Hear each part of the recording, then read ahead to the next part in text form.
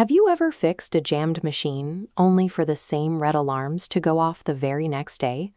Fixing the immediate mechanical jam gets the line moving, but it doesn't stop the cycle from repeating. That is the purpose of the Y tree. It is a branching, visual root cause analysis tool designed to track an operational failure down to its specific systemic origin. Before you draw a single line, you need 3 things: a specific failure to investigate, a whiteboard, and a cross-functional team of people who actually work at the site where the error occurred. Coming into the room with hard evidence from the floor keeps the team from relying on guesswork. When you eliminate assumptions, you can identify the specific circumstances that allowed the fault to occur. Methodical. Step 1 is defining the problem.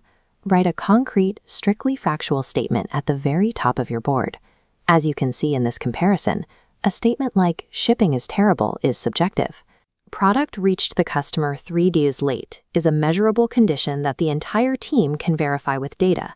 Avoid using qualitative adjectives like bad or poor.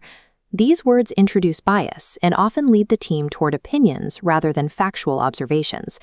Establish a strict ground rule. This investigation targets systems and processes, not individuals. Human error is an unacceptable endpoint. If the analysis stops at a person's mistake, you haven't asked why enough times.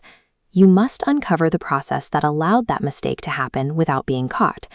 Removing personal blame protects your team culture. It ensures the investigation remains focused on the mechanics of the workflow rather than the individuals operating it. This diagram shows our tree framework. We ask, "Why did this happen?" and list primary causes below the main problem. We use late shipment for our top node.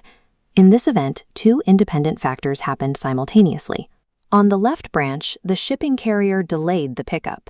We ask why again. The carrier was delayed because the warehouse didn't signal that the pallets were ready for pickup. Why did the warehouse fail to signal? A packaging machine broke down. Why? Because a scheduled maintenance check was skipped.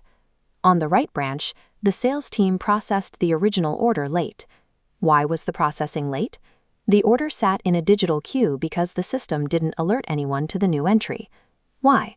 A software update reset the notification settings to default. Notice the red X's. We didn't stop at the broken machine or the manual delay. Stopping at a technical glitch leaves the underlying process unchanged.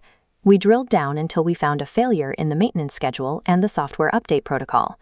A multi-tiered Y tree shows how a single operational failure often requires multiple process gaps to align at the exact same time. Before you change your workflow, you must stress test your logic using the therefore test. Read the tree from the bottom up, inserting the word therefore between nodes. The maintenance was skipped, therefore the machine broke, therefore the signaling failed, therefore the shipment was late. If that sequence requires a leap in logic, you have a gap. That branch needs another why step to accurately connect the cause to the effect. Once the logic is verified, run the final check, the prevention test. If we fix the specific process at the bottom of this branch, will the problem at the top be prevented from happening again for the same reason? If the answer is yes, you draft an action plan.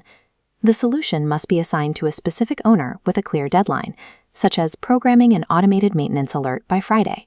These validation steps ensure the team commits resources to an actionable process change rather than making surface-level adjustments that don't address the primary cause.